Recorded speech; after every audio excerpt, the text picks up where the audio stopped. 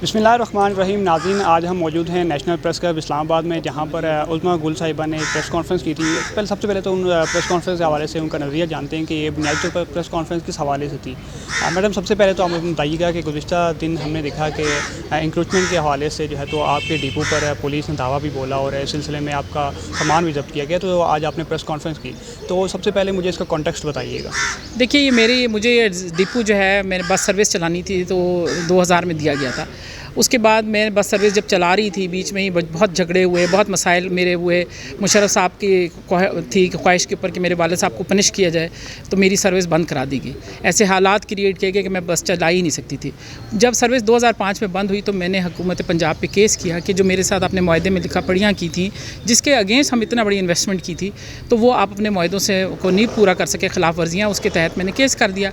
9 साल केस अदालतों में चला और मैंने 9 साल के बाद केस का फ़ैसला 100% हमारे हक़ में आ गया। 22 इशूज़ बनाए थे और 22 के 22 इशूज़ हमारे फेवर में किए गए। हुकूमत पंजाब ने केस दायर होने के कोई सवा साल बाद उन्होंने भी, ज़िला हुकूमत ने भी केस कर दिया कि हर जाने का, कि भाई उनको, जिसको हमारे यहाँ क्रॉस पर्चा कहते हैं।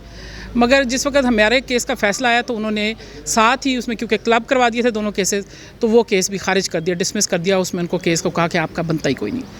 इस तरह अब हुकूमत पंजाब गई भी है अपील के अंदर हाई कोर्ट में, और हम भी गए हैं हाई कोर्ट में अपील में कि जी हमारा इसका ज़र्ज़ जो है अमाउंट वो कम है, और 2 अरब रुपए की डिग्री हुई थी, मगर हमने ज़्यादा का क्लेम किया होता, तो हम भी अपील में गए हुए हैं। 6 साल से आज तक केस को नहीं चलने देते। स्टे लिया हुआ है मेरी बसों पे, मेरे असासाजात पे, और मुझे ना गाड़ियाँ बेचने देते हैं, ना NOC देते हैं, ना कुछ है। अब गाड़ियाँ कूड़ा हो गई हैं, सब उनका बुरा हाल है, कंडम हो चुकी हैं। मैं नीलाम कर दूं, मुझे उसकी भी इजाज़त नहीं है। और इस हालत में वो डिपो बगैर बताए, वार्निंग दिए बगैर खाली कर दिया। उन्होंने हमला किया है, धावा बोला है, स्टे था मेरा चल रहा था, उस दौरान कोर्ट ने लिख के दिया है कि उनको डिस्पोजेस नहीं करना। उसके बावजूद उन्होंने अपना काम कर दिखाया। और बदतमीज़ी, मतलब देखें, ये करना एक तो पहले गलत है, क्योंकि जब मेरे पास स्टे ऑर्डर है और इस केस में वो पार्टी हैं, ये भी नहीं है कि उनके नॉलेज में नहीं है, ये केस में वो पार्टी हैं, सेक्रेटरीट है।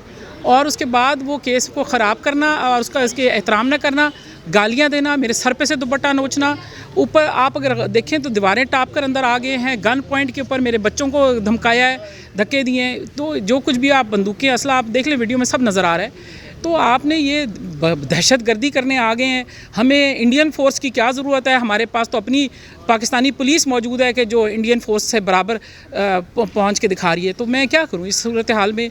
मैं यही कर सकती हूं कि मैं एहतजाज करूं।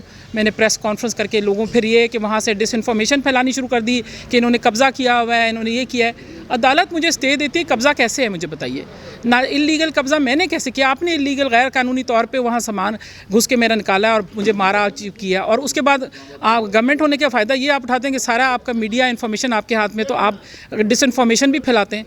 तो मैं बस यही है कि कल मैं अदालत में जा रही हूँ इंशाल्लाह, तो कंटेम्प्ट ऑफ कोर्ट मूव करने के लिए, और अदालत से और जजों से रिक्वेस्ट करने के लिए।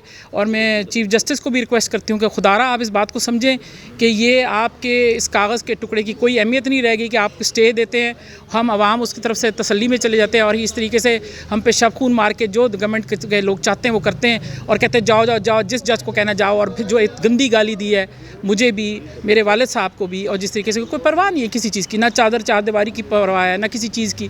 तो क्या कह सकते हैं इस हालत में? अच्छा मोहतरमा, मुझे बताइएगा कि हमने सुना कि ये जो है तो ज़मीन जो जिस पे आपका डिपो बना हुआ था, तो ये हुकूमत आज़ाद कश्मीर की है, उसकी मलकियत है। तो इस हवाले से पंजाब हुकूमत का इस ज़मीन से क्या लेना देना, और इसमें कितनी सदाकत है कि क्या वाकई ये पंजाब हुकूमत की या उसके अंडर है या आज़ाद कश्मीर हुकूमत की है?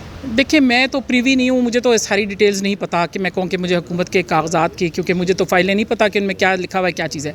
मगर मैंने भी लोगों से यही सुना है, और ये 106 आदमजी रोड जो है वो यही कहते हैं कि महाराजा ऑफ पुंछ का घर था, और 107 जो है हमारे 105 के पता नहीं 107 है, वो महारानी ऑफ पुंछ का घर है, जिसको पुंछ हाउस बनाया है। तो मुझे नहीं मालूम किस कानून के तहत इन्होंने लिया है, किस तरीके से लिया है, मगर मुझे गवर्नमेंट ऑफ पंजाब के ट्रांसपोर्ट डिपार्टमेंट ने हैंड ओवर की थी।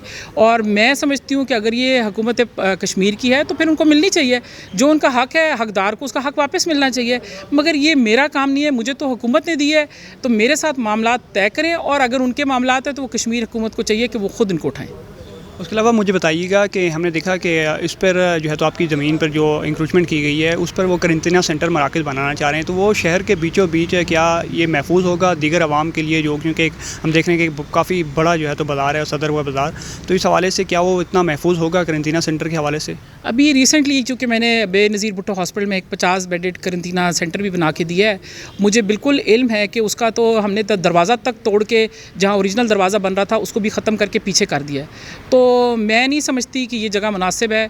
ये मतलब किसी टेक्निकल आदमी से भी मशवरा कर लेते तो उनको समझ आ जाती है, वैसे तो आम बंदे को भी समझ आ जाती है कि शहर के बीच में आप आइसोलेशन सेंटर या करेंटीना सेंटर नहीं बना सकते, ख़ास तौर पे एक ऐसी बिल्डिंग जिसकी छतें टपक रही हैं, जिसकी मिट्टी की छतें हैं और वहाँ टपकती भी नहीं है, टपकना तो कोई ज़रूरत कहने नहीं है, वो नाले नलके बह रहे हैं, इस तरह पानी चलता है और जिसमें सिर्फ 2 गुसलखाने हैं, वहाँ क्या करेंटीना बन रहा है? ये असल में ज़मीन पे राल टपक रही है और चीफ़ सेक्रेटरी पंजाब जो हैं वो इसमें हिस्सा डाल रहे हैं, उनके ऑर्डर्स पे ये सब कुछ हुआ है। वो सब ये इस वक्त बंदर बांट के प्लान है, बस सारी बात ये है। बहुत शुक्रिया जो है तो उज़्मा गुल साहिबा हमारे साथ मौजूद थी नेशनल प्रेस क्लब इस्लामाबाद से। नाज़रीन, मज़ीद बाखबर रहने के लिए देखते रहिए पाक 47 TV। अपने मेज़बान हमाद हुसैन अब्बासी को दीजिए इजाज़त। अल्लाह ने कहबान।